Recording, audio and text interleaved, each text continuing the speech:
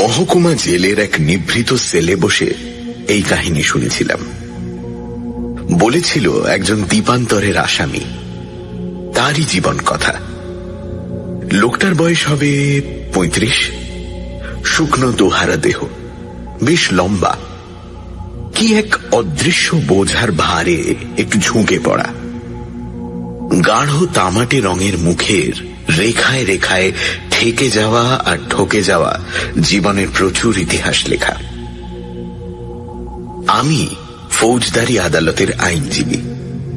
Criminal কেসে নাম আছে অল্প বিস্তর। লোকটা তার জানা একজনকে দিয়ে আমাকে ডেকে পাঠিয়েছিল। মামলার আগে নয়, রায় বেরোবার পর। তার মামলার বিশদ খবর আমি রাখিনি, তবে শুনেছিলাম এমন বিচিত্র কেস এ মহকুমায় আর একটিও আসেনি। মনে মনে একটু কৌতূহল ছিল, তাই জেলের মধ্যে গিয়ে দেখা করলাম। লোকটা ইতল্লাটের নয়, কি জাত তাও জানি না।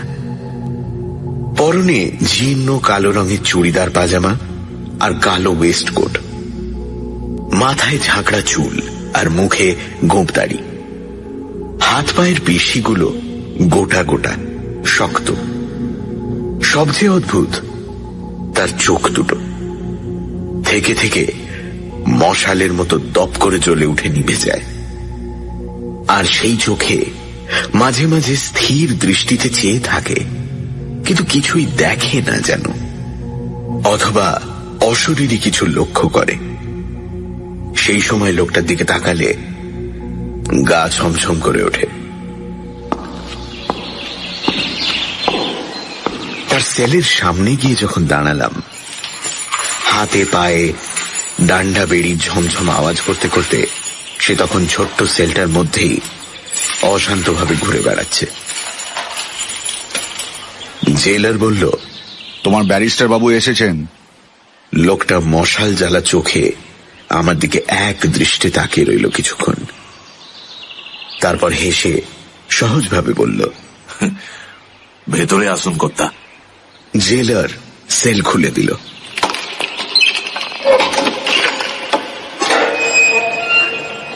ভেতরে গেলাম। লোকটা সোজাসুজি বলল, আপিল করতে চাই ব্যারিস্টার বাবু। খুনের চার্জ তোমার বিরুদ্ধে। সাজামুখো ভাবে বলে মনে হয় না। সাজা বদল তো হতে পারে। মানে? কালাপানির বদলে ফাঁসি তো হতে পারে। আপনি আমার ফাঁসির জন্য আপিল করে দিন ব্যারিস্টার বাবু। কিছুক্ষণ ধ হয়ে রইলাম। এ কেমন মানুষ, যেচে ফাঁসির দড়ি গলায় পড়তে চাইছে? কয়েদি মানেই একটু অপ্রকৃতিস্থ হয়, কিন্তু এ লোকটা আগাগোড়াই অপ্রকৃতিস্থ নাকি? না জীবনের প্রতি বীতস্পৃহ? লোকটা ঝমঝমিয়ে একেবারে আমার সামনে এসে বলল, আমি জানি কর্তা, ও হাকিমরা আপনার কথা শোনে। আপনি আমার হয়ে আপিল করে দিলে ও ঠিক ফাঁসি হয়ে যাবে। কালাপানি গিয়েও তো কত লোকে ফিরে আসে, তুমি ফাঁসি চাইছো কেন? কেমন অসহিষ্ণু গলায় লোকটা বলে উঠল, সে তো ঢের দেরি কর্তা। সে যাবার সময় বলেছিলাম আমিও জলদি যাচ্ছি। আমার কথার খেলাপ হয়ে যাচ্ছে হুজুর। সে ভাবছে রূপলালটা বেঈমান। তার মশাল চোখ দপ করে জ্বলে উঠল, আর দেখতে দেখতে নিভে গেল। তারপর সেই বর্ণহীন চোখের স্থির দৃষ্টিতে তাকিয়ে রইল দেওয়ালের দিকে, যেন অশরীরী কাউকে দেখছে। গাটা আমার ছমছম করে উঠল। তবু বললাম, কে তোমায় বেঈমান ভাবছে? কার কথা বলছো? আস্তে আস্তে সহজ হয়ে এলো সে। তারপর বলল, গোড়া থেকেই বলি, শুনুন তবে। সেদিন সেই অদ্ভুত কয়েদির মুখে আরো অদ্ভুত যে কাহিনী শুনেছিলাম, সেটা অপ্রাকৃত কি অলৌকিক না একান্তই আজগুবি, তা আপনারাই বিচার করুন। আমি শুধু রূপলালের সেই আশ্চর্য কাহিনী শুনিয়ে যাচ্ছি।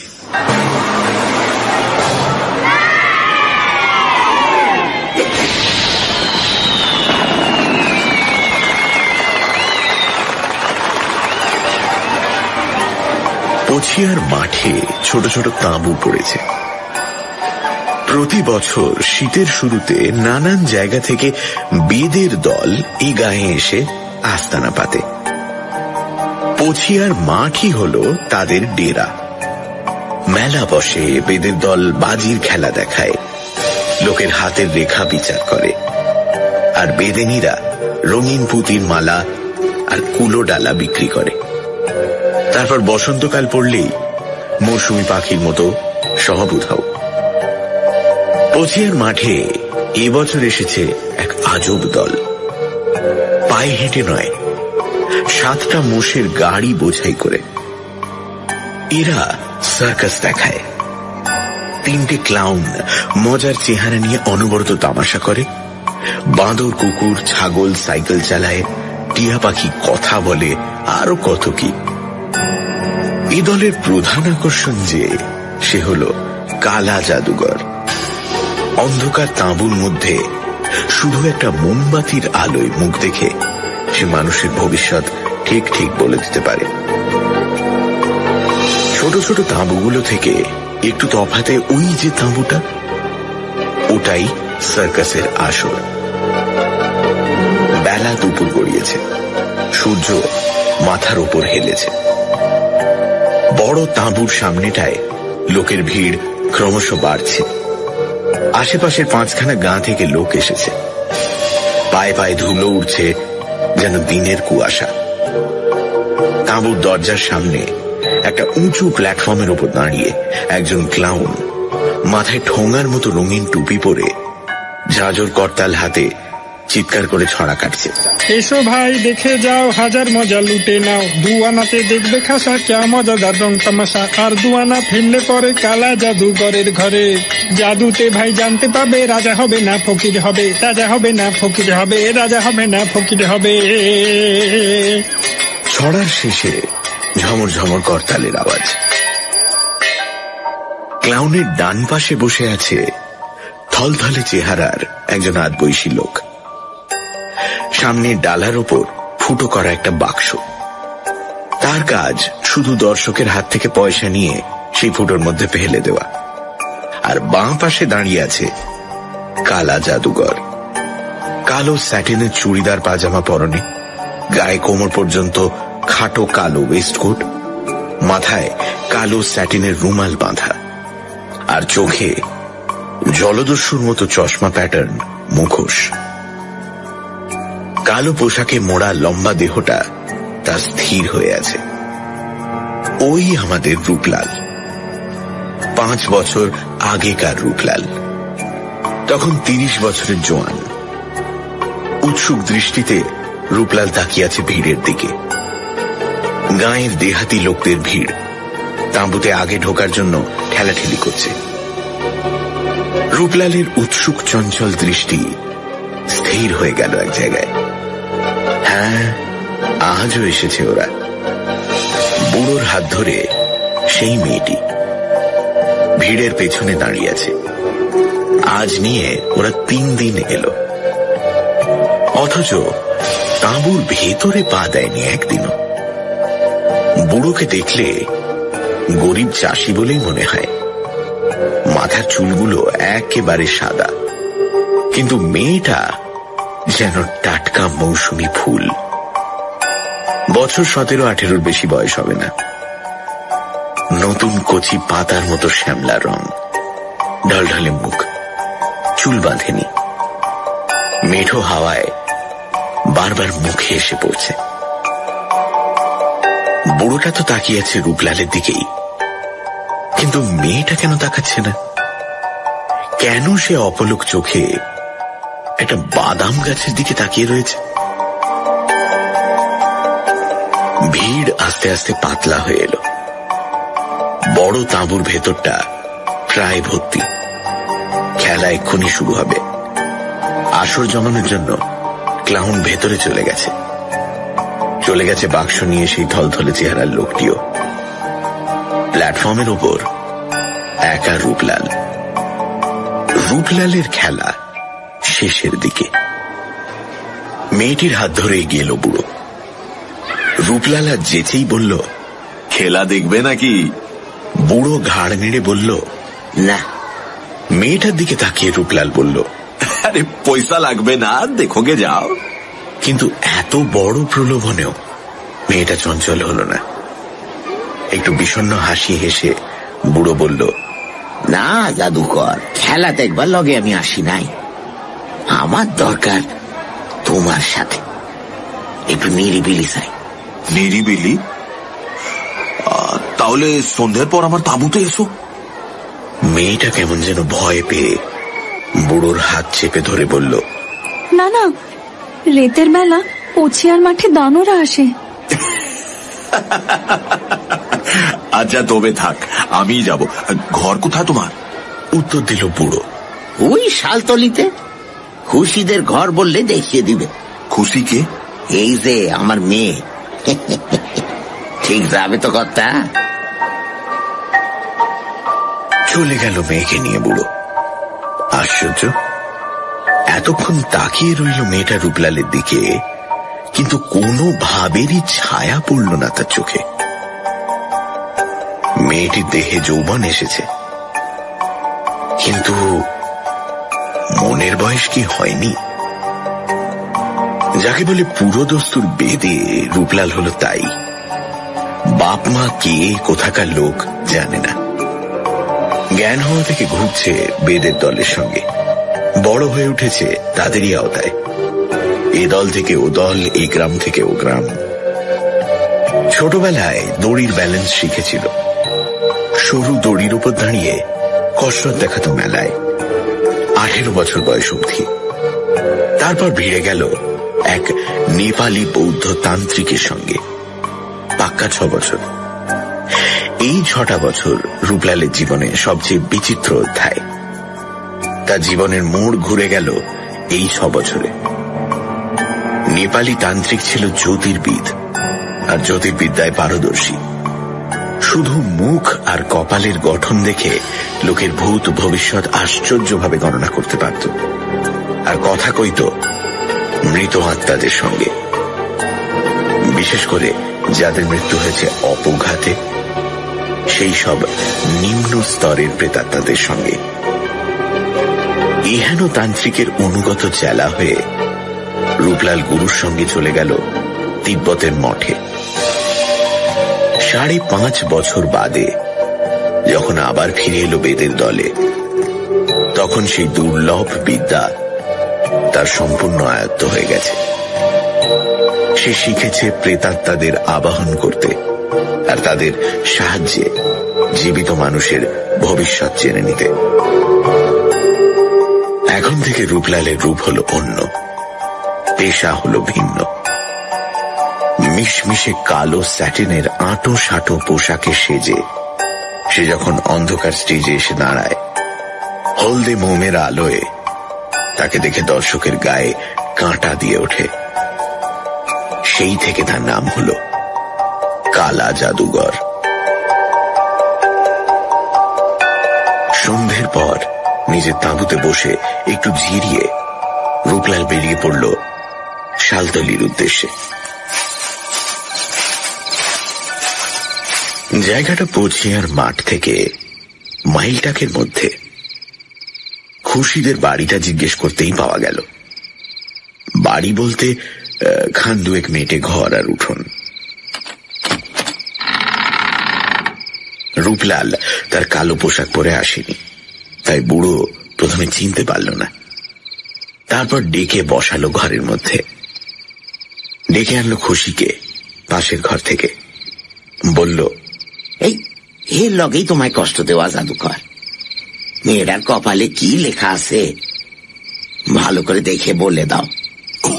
আচ্ছা, এই ব্যাপার। তা কাল তোমার মেয়েকে তাঁবুর মধ্যে নিয়ে গেলেই তো পারতে। সাদা মাথা নেড়ে বুড়ো বলল, না জাদুঘর, ওখানে ভয় খুশি ভড়কে যেত। তুমি ঘরেই দেখে দাও, তোমার পাওনা আমি ডবল দেব। ঘরের কোণে কাঠের পিলসুজে একটা প্রদীপ জ্বলছিল। পকেট থেকে হলদে মোমবাতি বের করে প্রদীপ থেকে জেলে নিল রূপলাল, আর ফোঁ দিয়ে নিভিয়ে দিল প্রদীপটা। তারপর এসে বসল খুশির মুখোমুখি। হলদে মোমের আলো খুশির মুখের উপর ফেলতেই চমকে উঠল রূপলাল। ডাগর ডাগর দুই চোখের তারায় মনই নেই, আলোহীন ভাষাহীন বোবা দুই চোখ। খুশি তাহলে অন্ধ? এতক্ষণে বুঝল রূপলাল। সার্কাসের তাঁবুর সামনে তার দিকে তাকিয়েও ওই চোখ দুটো কেন তার সঙ্গে কথা বলেনি। রূপলাল প্রশ্ন করল, খুশির চোখ এমন হয়েছে কতদিন থেকে মোড়ল?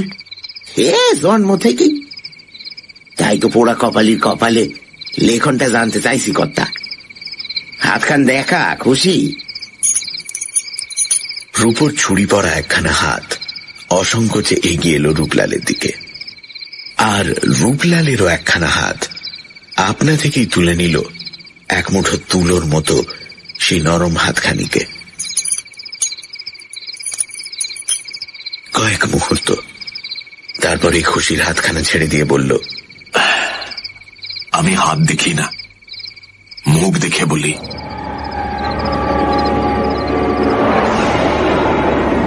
মশাল জ্বলা দুই চোখের দৃষ্টি খুশির মুখের উপর কেন্দ্রীভূত করে রূপলাল চেয়ে রইল, আর স্পষ্ট দুর্বোধ্য ভাষায় তন্ত্রের মন্ত্র আওড়াতে লাগল।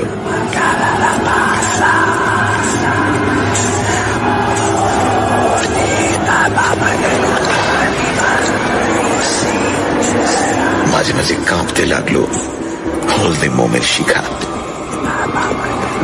বাইরে ঝিঁঝি ডাকা রাত মুহূর্তের পর মুহূর্ত চলে যাচ্ছে। দুর্বোধ্য তিব্বতী ভাষায় তন্ত্রমন্ত্র রূপলালের চাপা গম্ভীর গলায় ক্রমশ দূরের ঘণ্টার ধ্বনির মতো মিলিয়ে আসতে লাগল। কেঁপে ওঠা মোমের আলোয় খুশির ছায়াও পেছনের মেটে দেয়ালে কাঁপতে লাগল, আর তার মনে হতে লাগল ঘরের আবছা অন্ধকারে ছায়া ছায়া মূর্তি ধরে কারা যেন নড়ে চড়ে বেড়াচ্ছে, ফিস ফিস করে কথা বলছে।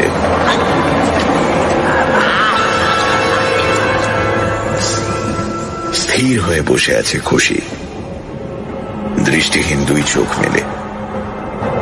মোমবাতির হলদে আলোয় মুখখানা তার অসম্ভব ফ্যাকাশে দেখাচ্ছে।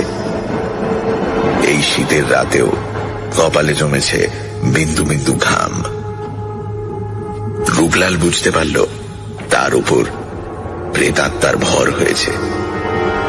তার চোখের মশাল যেন আরো উগ্র হয়ে উঠল। সেই উগ্র চোখের দৃষ্টি খুশির ফ্যাকাশে চোখের উপর কেন্দ্র করে রূপলাল তার শেষ মন্ত্রোচ্চারণ করল।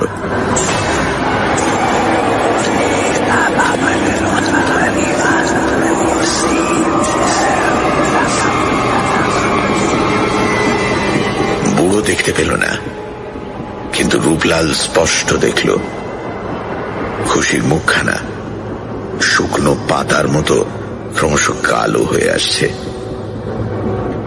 মাথার উপর চক্কর দিচ্ছে একটা বাদুড়, আশেপাশে কিলবিল করছে বিষধর সাপ।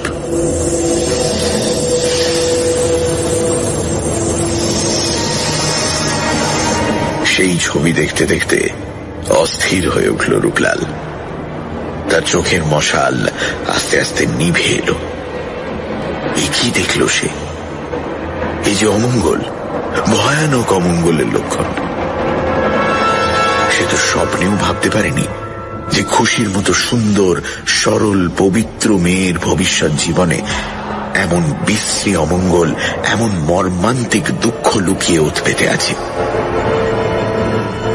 অস্থির হয়ে রূপলাল পকেট থেকে ধূপের মতো একটা পদার্থ বার করে জ্বালিয়ে দিল। সুগন্ধি ধোঁয়া কুণ্ডলি পাকিয়ে উঠতে লাগল। সেই ধোঁয়ায় অশরীরী প্রেতাত্মার দল ঘর থেকে একে একে বিদায় নিল।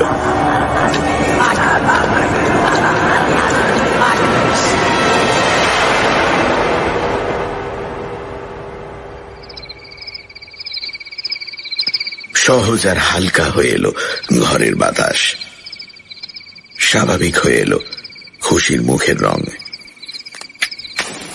রূপলাল প্রদীপ জেলে মোমবাতিটা নিভিয়ে দিল।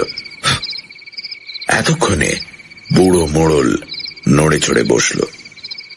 সংশয় আর অনিশ্চয়তায় কাঁপা গলায় বলল, কি দেখলে জাদুকর আমার খুশির মুখে? তোমার কালা জাদুবিদ্যের দিব্যি, সত্যি কথা বলো। কিন্তু সত্যি কথাটা রূপলাল বলতে পারেনি। বলতে শুধু মুখেই বাঁধেনি, মনেও বেঁধেছিল। বলেছিল সে উল্টো কথা। হাসি মুখেই রূপলাল বলেছিল, ভালোই দেখলাম মোড়ল, মেয়ে তোমার সুখী হবে, খুব সুখী হবে। দুঃখের আঁচড়টি ওর গায়ে লাগবে না। যদি যদি কি? খুশির ঢলঢলে মুখের দিকে তাকালো রূপলাল। টিকলো নাকের রূপোর নাকছাবি চিকচিক করছে, দেখতে পায় না, তবু বোবা চোখ মেলে তাকিয়ে আছে রূপলালের দিকে। বড় মায়া, বড় মমতা হলো রূপলালের। বলল, যদি কেউ ওকে জীবন ভোর আগলে রাখে। ভারী কথা বললে। কে আগলে রাখবে গো সারা জীবন? কানি মেয়েকে কে নেবে? নেবে বই কি, সময় হলে ঠিক নেবে, আদর করে নেবে। সত্যি বলছো জাদুকর? মিথ্যে বলে লাভ। বুড়োর মুখখানা জল জল করে উঠল, আর অকারণে আঁচল দিয়ে মুখখানা ঘষে ঘষে লাল করে তুলল না লাল মুখখানার রং মোছবার চেষ্টা করতে লাগলো, একমাত্র খুশিই জানে। যাবার সময় বুড়ো ট্যাঙ্ক থেকে একটা গোটা টাকাই বার করে দিল। হেসে ফিরিয়ে দিয়ে রূপলাল বলল, এখন থাক, আমার পাওনা আমি চেঁচেই নিব। খুশি, চলি। হ্যাঁ, ছোট্ট জবাব এলো, এসো জাদুকর। উঠোন অব্দি এগিয়ে দিল খুশি। যাবার আগে রূপলাল বলল, আমাকে তোমার ভয় লাগে না খুশি? আমি ভূত নামাই, দানও নামাই। তখন থেকে আর ভয় লাগে না। কখন থেকে? একটু চুপ করে থেকে আবছা গলায় খুশি বলল, সেই যখন তুমি আমার হাত ধরলে। ভারী মিষ্টি আওয়াজ খুশির। সেই আওয়াজের মিঠে রেশ কানে নিয়ে রূপলাল চলে গেল। সানডে সাসপেন্স, শুধুমাত্র রেডিও মির্চি 98.3 FM এ। It's hot. গল্পের পরবর্তী অংশ ব্রেকের পর।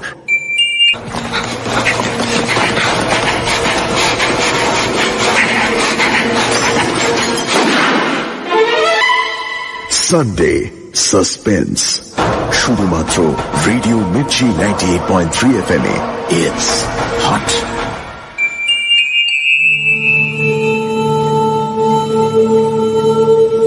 সানডে সাসপেন্সে আজ প্রণব রায়ের লেখা আসল নকল।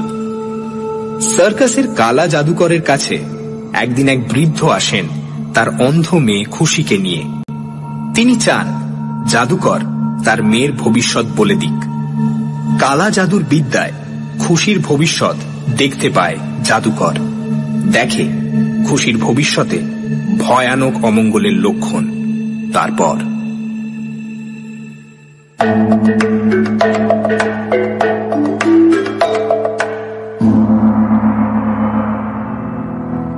শীতের শুরু থেকে আজব সার্কাস পার্টি বসন্তকাল অবধি রয়ে গেল পছিয়ার মাঠে। বড় তাঁবুতে লোকের ভিড় আর কমে না।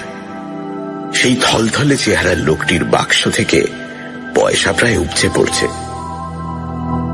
রূপলাল রোজ বিকেলে তাঁবুতে কালা জাদুর খেল দেখায়, আর সন্ধেবেলা গুটি গুটি হাজির হয় শালতলিতে, কোনদিন বা সকালবেলাতে।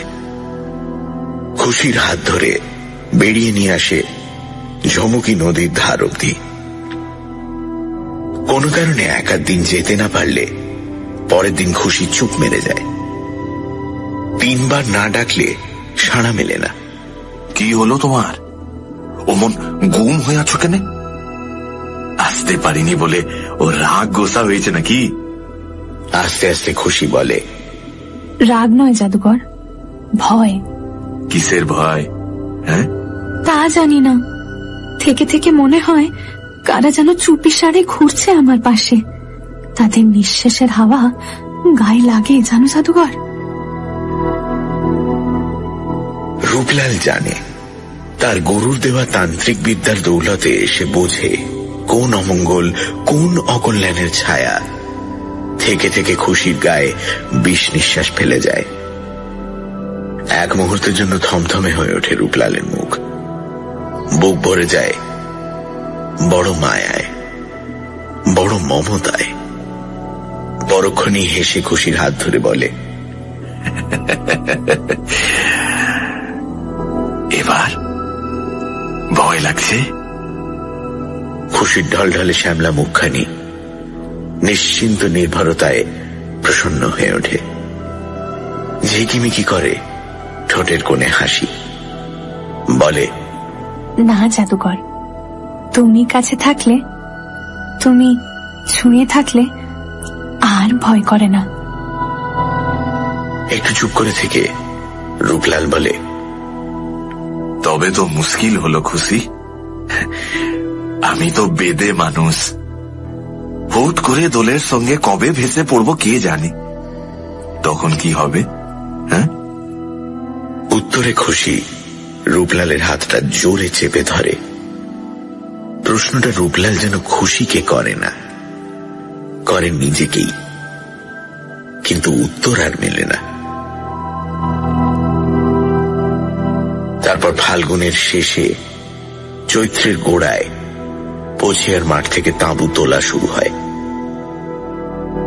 7-7টা মোষের গাড়ি বোঝাই হয়ে ধুলোয় ধুলোয় পছিয়ার মাঠ অন্ধকার করে আবার চলতে শুরু করে।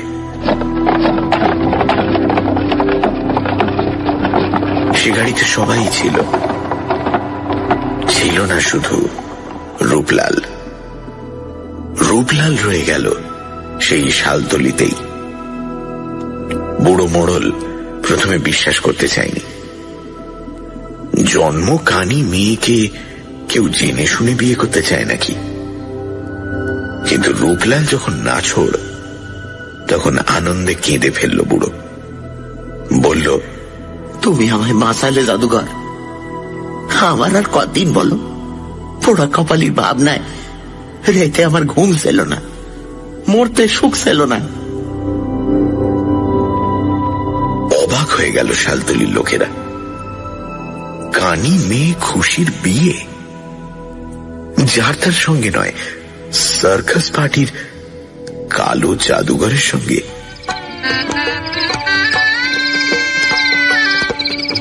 বাসর রাতে খুশি চুপি চুপি বলল, আমার লেগে তুমি এ কি করলে জাদুকর? এখনো তুমি আমায় জাদুঘর বলেই ডাকবে? তুমি জাদুকরই তো, সেই প্রথম দিন থেকে আমায় শুদ্ধ জাদু করে চলেছ। রূপলাল পরম আদরে রূপর নাকছাবি পরা টিকলো নাকটি নেড়ে দিল। তারপরের বছরই বুড়ো মোড়ল মারা গেল। বেদেও ঘর বাঁধল। সে ঘর 2-10 দিনের নয়, চিরদিনের। জীবনটা যে এমন ভাবে হঠাৎ মোড় ঘুরে যাবে, রূপলাল কি তা জানত?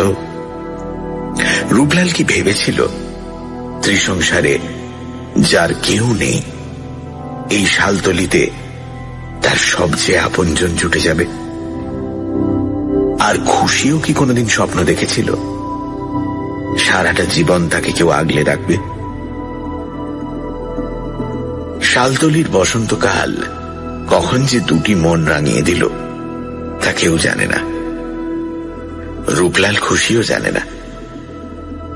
খুশির মন থেকে ভয়ের ছায়া ধুয়ে মুছে গেছে। আর রূপলালও ভুলে গেছে খুশির অশুভ ভবিষ্যতের ইঙ্গিত। ঠিক এই সময়ে নিতাইয়ের সঙ্গে দেখা।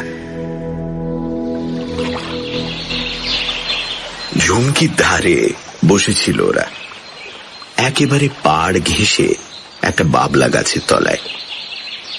বেলা তখন ঢলছে। ওপারের হিজল বনের আড়াল থেকে কে যেন মুঠো মুঠো সোনার আবির ছুঁড়ে এপারের সাথে হোলি খেলছে। রূপলাল আর খুশি যেন জেগে জেগে স্বপ্ন দেখছিল। স্বপ্নটা ভেঙে গেল একটা মিঠো গলার সুরেলা আওয়াজে। আওয়াজটা দূর থেকেই আসছে। রূপলাল তাকিয়ে দেখল ডিঙি বেয়ে একটা মানুষ এপারের দিকে আসছে আর গলা ছেড়ে গান ধরেছে। কি জ্বালা হায় রে কি জ্বালা, গলাতে জড়িয়ে গেল বন ফুলের মালা, হায় রে কি জ্বালা। ডিঙিটা কাছাকাছি আসতে রূপলাল দেখল পাতলা পানা একটা ছোকরা ডিঙি বাইছে। বয়সে তার চেয়ে 2-4 বছরের ছোটই হবে। নিকষ কালো চেহারা, মুখখানা যেন পোটোর হাতে গড়া, ঝাঁকড়া বাবরি চুলগুলো হাওয়ায় উঠছে। হালকা গেরুয়া রঙের খাটো ধুতি সরু মাজায় আঁট করে বাঁধা, গায়ে সেই রঙেরই ফতুয়া। একটা আশাওড়া ঝোপের পাশে ডিঙিখানা বাঁধল সে। তারপর বাবলা তলায় চোখ পড়তেই গানটা তার থেমে গেল। শুধু গান থেমে গেল না, লোকটার নড়াচড়া এমনকি নিঃশ্বাসটুকুও যেন থেমে গেল। খুশি হঠাৎই চঞ্চল হয়ে বলে উঠল, চলো ঘরে যাই। কেন বলতে কি? কে যেন প্যাট প্যাট করে তাকিয়ে আছে। অবাক হয়ে গেল রূপলাল অন্ধ খুশির কথা শুনে। সত্যি তো, লোকটা এদিকেই তাকিয়ে আছে। পথে ঘাটে তাকায় তো কতজন, কই খুশি তো টের পায় না। আজ টের পেল কেন? আর ওকে যে টের পাওয়ালো সে লোকটাই বা কে? খুশি রূপলালের হাতে নাড়া দিয়ে বলল, ওঠো ওঠো। কিন্তু ওরা উঠে যাওয়ার আগেই ডিঙির লোকটা একেবারে কাছাকাছি এগিয়ে এসেছে। হাসি মুখে বলল, আরে কালা জাদুকর না? রূপলাল জবাব দেওয়ার আগেই লোকটা নিজেই ঘাড় নেড়ে বলল, চিনতে আমার ভুল হয়নি। গেল শীতে বাদামতলার মেলায় দেখেছিলাম, আমি নিতাই গুণিন। গুণিন? রূপলালের মনে হলো গুণিন না হয়ে কবিয়াল হলেই নিতাইকে মানাতো ভালো। চোখ দুটো তার সদাই হাসছে। রূপলাল বলল, কিসের গুণিন? তা বলতে পারেন, সাপে কাটলে আমি ঝাড়ফুঁক করি, বাতের ব্যথা আরাম করি, বাঁজা মেয়ে ছেলেকে ওষুধ দিই, আর কোনো কাজ না থাকলে ঝুমুর গিয়ে বেড়াই। গলা খুলে হেসে উঠল নিতাই। নিতাইয়ের চোখ দুটো শুধু হাসে না, সে নিজেও এমন হাসে যে বোঝা যায় মানুষটা দিলদরিয়া, একটু খ্যাপাটেও বটে। মজা লাগলো রূপলালের। হাসি থামিয়ে নিতাই জিজ্ঞেস করল, সঙ্গে উঠি কে ওস্তাদ? আমার পরিবার। মোড়ল বুড়োর মেয়ে খুশি না? তা বেশ তা বেশ। গলা ছেড়ে আবার হেসে উঠল নিতাই।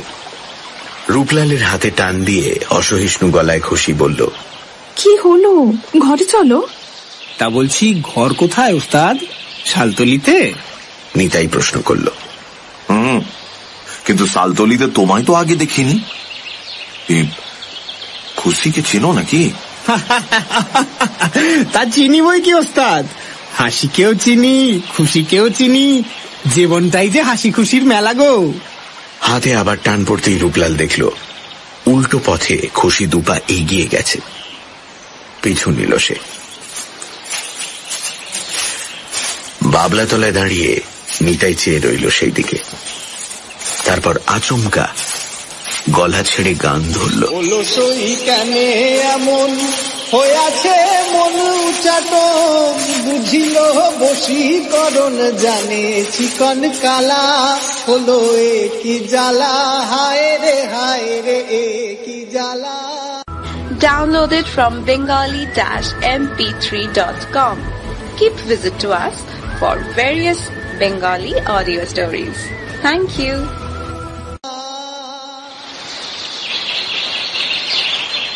দুই দিন বাদে একদিন দুপুরে উঠোনের বেড়ার ওপার থেকে ডাক শোনা গেল। ওস্তাদ, বলি ও ওস্তাদ, ঘরে আছে নাকি? ঘরেই ছিল রূপলাল। ক্ষেত থেকে ফিরে সবে স্নান খাওয়া সেরেছে। বেরিয়ে এসে দেখল নিতাই গুনিন। বলল, এ ভোর দুপুরে কি মনে করে গুনিন? কপালের ওপর থেকে ঘামে ভেজা চুলগুলো সরিয়ে দিয়ে নিতাই বলল, কথা আছে ওস্তাদ, আগে দাওয়া একটু বসতে বলো।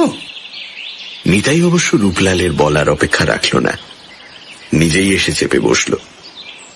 তারপর ফতুয়ার পকেট থেকে লাল লণ্ঠন সিগারেট বার করে একটা রূপলালকে দিল, একটা নিজে ধরালো।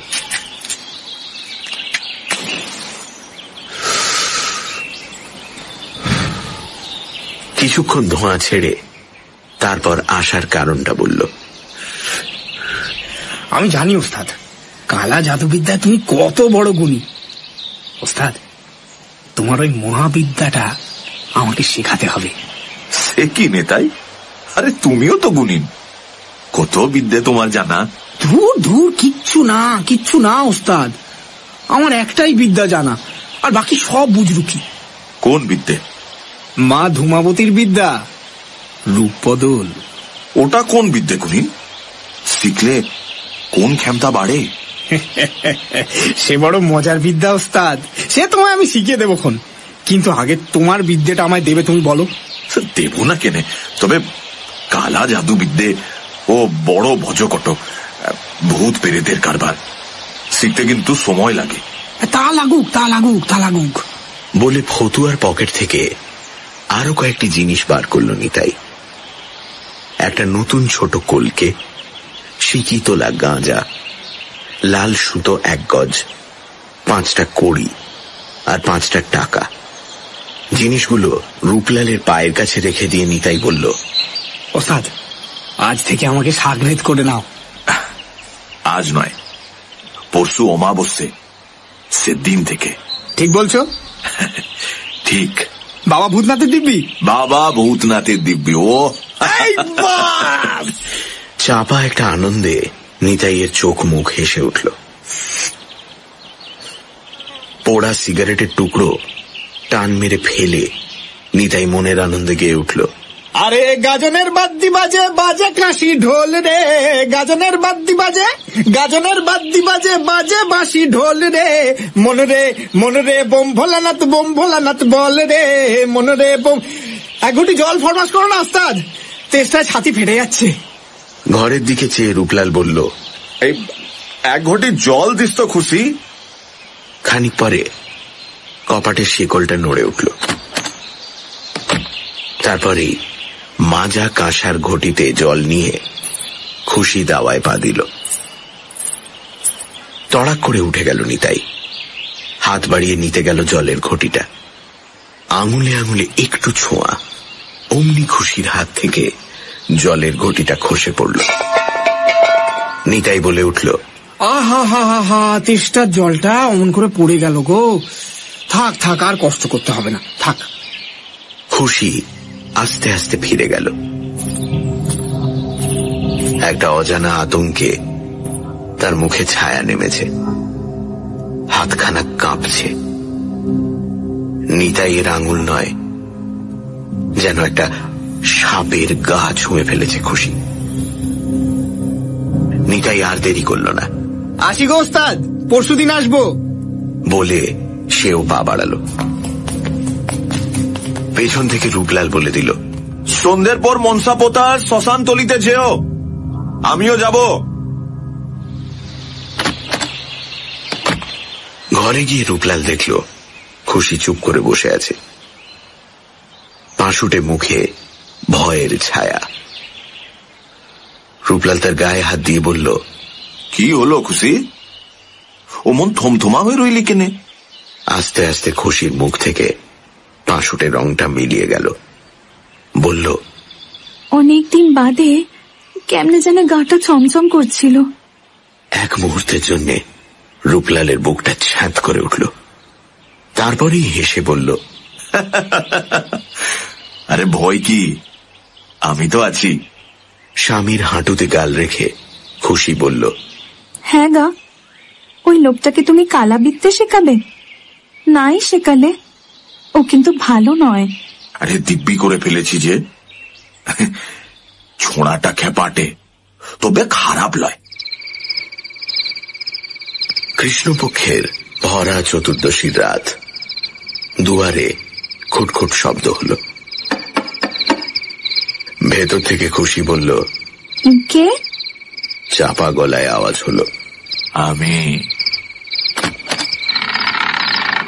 দরজা খুলে খুশি বলল, কে, জাদুঘর এলে?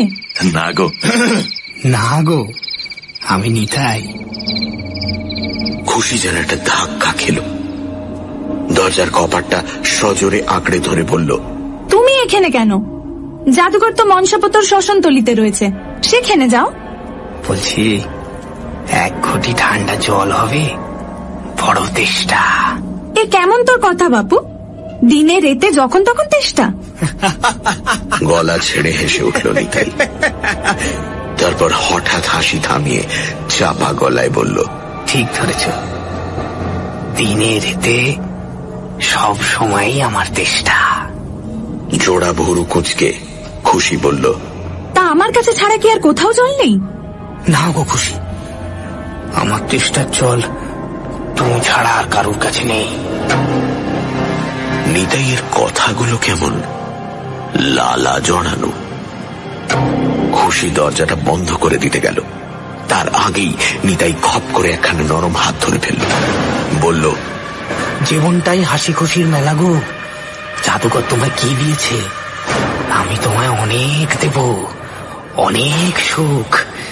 তুমি আমার হও খুশি, তুমি আমার হও। খুশির সর্বাঙ্গ তখন থরথর করে কাঁপছে। তার মনে হতে লাগলো কতগুলো সাপ কিলবিল করে তার গা বেয়ে উঠছে। মাথার উপর চক্কর দিচ্ছে বিশ্রী একটা বাদুড়। তার পাখা ঝাপটানোর হাওয়া মুখে লাগছে। ভয়ে চিৎকার করে উঠেই ঢলে পড়ল খুশি।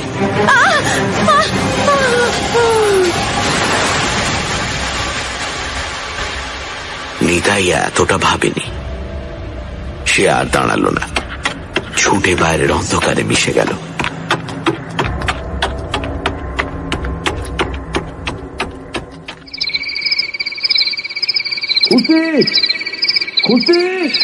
গাঢ় ঘুমের কুয়াশা ধীরে ধীরে ফিকে হয়ে আসে, আর তারই মাঝে রূপলাল যেন অনেক দূর থেকে ডাকছে, খুশি, খুশি, খুশি, কি হলো তোর?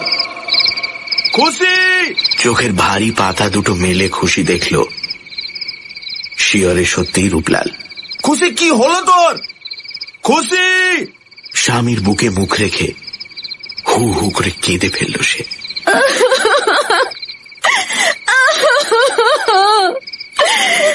নেতাই শয়তানকে তুমি আর হাসতে দিও না, কখনো না। ও আমায় গুণ করবে, ও আমায় মেরে ফেলবে গো। খুশিকে বুকে জড়িয়ে ধরে রূপলাল হ্যাঁ করল না, না করল না, গুম হয়ে বসে রইল। শুধু তার মশাল চোখ একবার দপ করে জ্বলে উঠল। নিতাইকে মানা করতে হয়নি, নিজে থেকেই সে আর আসেনি। 1.5-2 মাস কাটল। রূপলাল তবু নিশ্চিন্ত হতে পারল না। খুশি বলেছিল, ও শয়তান যখন আমার হাতখানা ধরলো তখন না শরীরটা আমার অবশ হয়ে গেল। মনে হলো তুমি আমার হাত ধরেছ। বলিস কি? হ্যাঁ গা। তারপর ও নচ্ছার যখন বললে জাদুকর তোমারে কি দিয়েছে, তখন হুঁশ হলো। আমার মন বললে এ তুমি নয়, এ নিশ্চয়ই শয়তানটা। আমার শরীরটা কাঁপতে লাগলো, আর তারপর কিচ্ছু মনে নেই। খুশির কথা শুনে মনে মনে চমকে উঠেছিল রূপলাল। নিতাই গুণিনের হাতের ছোঁয়ায় অবশ্য এসেছিল খুশির সর্বাঙ্গ। মনে হয়েছিল রূপলালই তার হাত ধরেছে। তাহলে খুশিকে ঠিক অবশ নয়, বশ করেছিল নিতাই। তবে কি নিতাই গুণিন ডাকিনী মন্ত্র জানে? এত বড় গুণিন হয়েও কেন সে রূপলালের কাছে এসেছিল সে তো এখন বোঝাই যাচ্ছে। কালা জাদুবিদ্যার লোভে নয়, এসেছিল খুশি ফুলের টাটকা মধুর লোভে। নেপালি তান্ত্রিক গুরুর বিদ্যে কখনো মিথ্যে বলে না। অন্ধ খুশির জীবনে তাহলে ওই শনি, ওই নিতাই গুণিন। ছাদ করে উঠল রূপলালের বুকটা। তারপর থেকেই খুশিকে আর চোখের আড়াল করে না রূপলাল।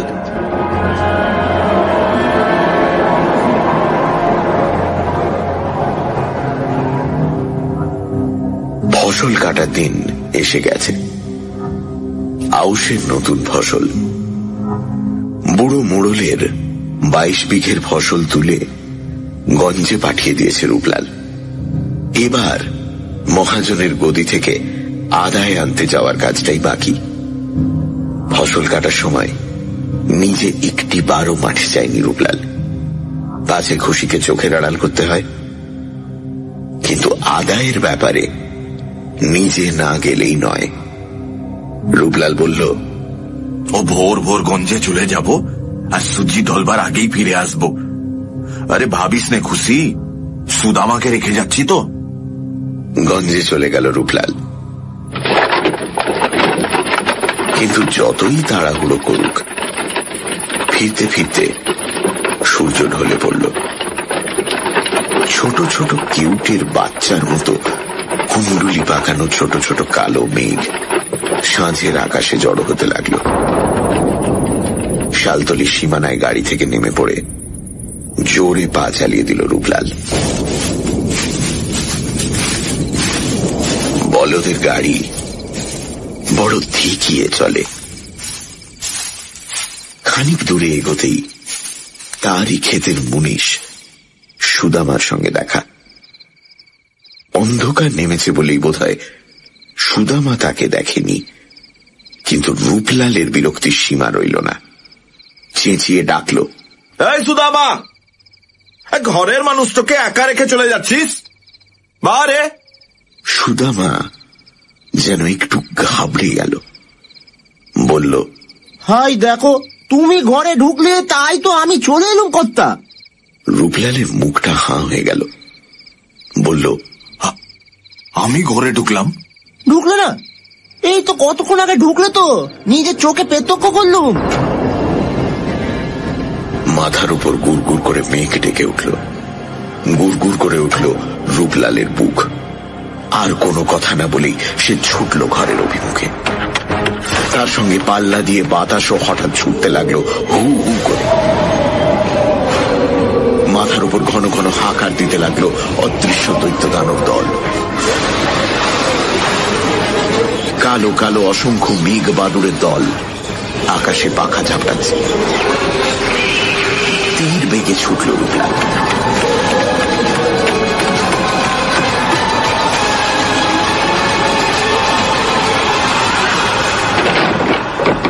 এক ধাক্কায় উঠোনের আগরটা ঠেলে দাওয়ায় পা দিয়েই থমকে থেমে গেল। ঘরের কপাট বন্ধ। ভেতর থেকে আওয়াজ আসছে, তোমায় বাসি না তো আর কাকে বাসি গো? সত্যি সত্যি সত্যি সত্যি। তুমি কি আমার মন বোঝো না? থেকে থেকে শুধাও কেনে? মাথাটা ঘুরতে লাগলো রূপলালের। দুটো গলার একটা গলা সে চিনি, খুশির। কিন্তু পুরুষের গলাটা যে তার নিজের, হুবহু তার গলার আওয়াজ, তারই বলার ভঙ্গি। কপাটের আড়ালে কে? কপাটে ধাক্কা দিতে গিয়েও হাতখানা সরিয়ে নিল রূপলাল। তারপর পা টিপে টিপে নেমে গেল উঠোনে বাতাবি লেবুর গাছটার পাশে। সামনেই আধখোলা জানলা, ভেতরে প্রদীপ জ্বলছে। জানলায় উঁকি দিয়ে রূপলাল পাথর হয়ে গেল। দেখল বিছানার উপর দু হাতে খুশিকে জড়িয়ে ধরে শুয়ে আছে আর একটা রূপলাল, যেন রূপলালেরই যমজ ভাই। বাজ পড়া তাল গাছের মতোই কিছুক্ষণ দাঁড়িয়ে রইল রূপলাল।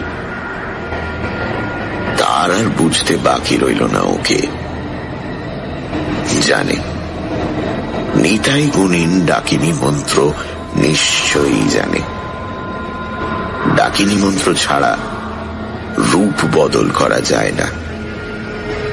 নিতাই বুঝেছিল রূপলাল ছাড়া খুশি আর কারোর নয়, আর কারোর হতে পারে না। খুশি তার ভালোবাসা দিয়ে শুধু রূপলালকেই লতার মতো জড়িয়ে আছে। কিন্তু নিতাইয়ের লোভ তবু যায়নি।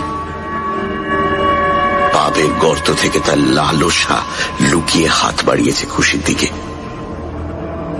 ডাকিনী বিদ্যায় সিদ্ধহস্ত নিতাই তাই আজ রূপলালের রূপ ধরে খুশিকে ভোগ করতে এসেছে। দপ করে জ্বলে উঠল রূপলালের দুই মশাল চোখ।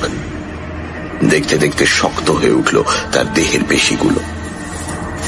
আবার ঘুরে গিয়ে যার কপাটে ঘা মারল। ভেতরে আর একটা রূপলাল সতর্ক হয়ে উঠল। কপাটে আবার ঘা, সঙ্গে সঙ্গে চিৎকার, খুশি খুশি। ভেতরে চমকে উঠল খুশি, বলল, হ্যাঁ, বাইরে তোমারই গলা জানো। ওকে জাদুঘর। কপাটে আবার ধাক্কা, আরো জোরে রূপলালের গলা শোনা গেল, দর ঘর খুশি, ও তোর ঘরে শয়তান ঢুকেছে, ও নিতাই। ধড়মড় করে উঠে বসলো খুশি, আলু থালু হয়ে বলল, ও কি বলছে জাদুঘর, শুনছো? দ্বিতীয় রূপলালের মুখ চোখ তখনও লালসা জড়ানো। ঘন নিঃশ্বাসে প্রথম রিপুর উত্তাপ। খুশিকে কাছে টানবার চেষ্টা করে সে সেই একই গলায় বলল, মিছে বলছে খুশি, আমি রূপলাল, রূপলাল তোর কাছে রয়েছি, বাইরে ওটা নিতাই শয়তান। বাইরের রূপলাল কপাটে আরো জোরে ধাক্কা দিল, আরো আরো আরো জোরে। পুরনো কাঠের আগুন সইতে পারল না, মরমরিয়ে ভেঙে গেল। দুহাট হয়ে গেল দুটো কপাট, আর ঝড়ের মতো ঘরে পা দিয়ে বাইরের রূপলাল চিৎকার করে উঠল, কার কোলে শুয়ে আছিস খুশি? ও যে নিতাই গুণিন। দ্বিতীয় রূপলাল ঠিক তেমনই গলায় বলে উঠল, ওর কথায় বিশ্বাস করিস না খুশি, ও নিতাই, আমি রূপলাল। দৌড়গোড়া থেকে প্রথম রূপলাল বলল, শয়তান গুণিন তোকে গুণ করেছে খুশি। আরে আমি রূপলাল, আমাকে চিনতে পারছিস নাই? এসে উঠল দ্বিতীয় রূপলাল, হুবহু রূপলালের মতোই হাসি। হাসতে হাসতেই বলল, মিছে কথা খুশি, মিছে কথা। এই দেখ আমার হাত মুখ, না তুই দেখ না। খুশির একখানা হাত নিয়ে নিজের মুখে ছোঁয়াতে লাগলো দ্বিতীয় রূপলাল। দোটানায় পড়ে অন্ধ খুশি কেঁদে উঠল, সত্যি করে বলো না গো, কোনটা আসল জাদুঘর? কামের নেশা, বড় নেশা। দুহাত দিয়ে খুশিকে বুকে সাপটে ধরে মুখের ওপর মুখ রেখে দ্বিতীয় রূপলাল বলল, আমি আমি আমি আমি আমি আমি আমি জাদুঘর, আমি তোর রূপলাল খুশি, আমি চিনতে পারছিস না? আর স্থির থাকতে পারল না প্রথম রূপলাল। চালের পাতা থেকে কি একটা জিনিস তার হাতের মুঠোয় চলে এলো।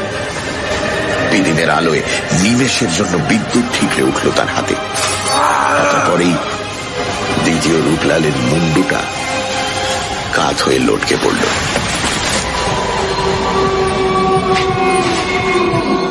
আকাশে অদৃশ্য দৈত্য দানব দল বিকট শব্দে হাঁকার দিয়ে উঠল। খ্যাপা হাওয়া হেসে উঠল থরথর করে। আর রক্ত মাখা রামদাখানা হাতের মুঠোয় ধরে শক্ত হয়ে দাঁড়িয়ে রইল প্রথম রূপলাল। তার চোখের সামনে দ্বিতীয় রূপলালের রক্ত মাখা দেহটা দেখতে দেখতে নিতাই গুণিনের চেহারা নিল।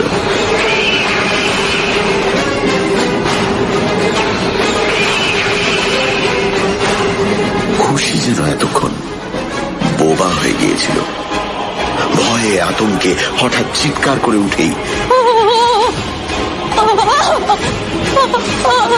ঢলে পড়ল।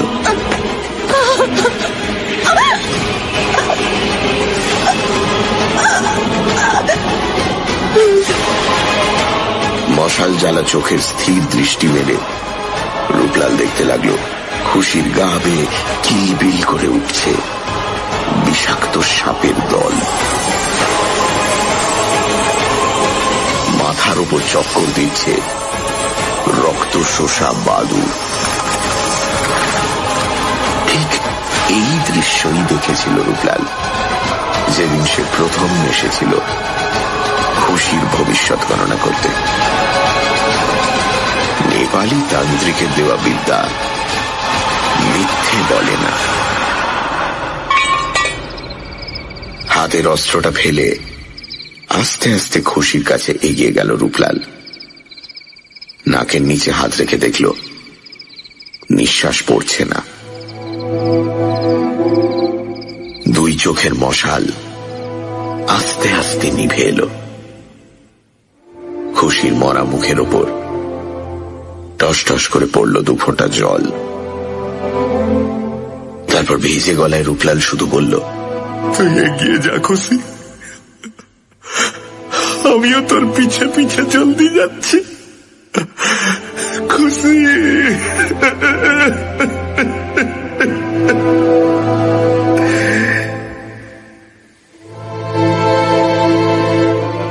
পরের দিনই পুলিশে ধরা পড়েছিল রূপলাল। নিতাই গুণিনকে খুন করে সে পালায়নি, কিন্তু অনেক চেষ্টা করেও ফাঁসি হলো না তার। হাতে পায়ে লোহার ডান্ডা বেড়ি পড়ে রূপলাল একদিন আন্দামানের জাহাজে উঠল।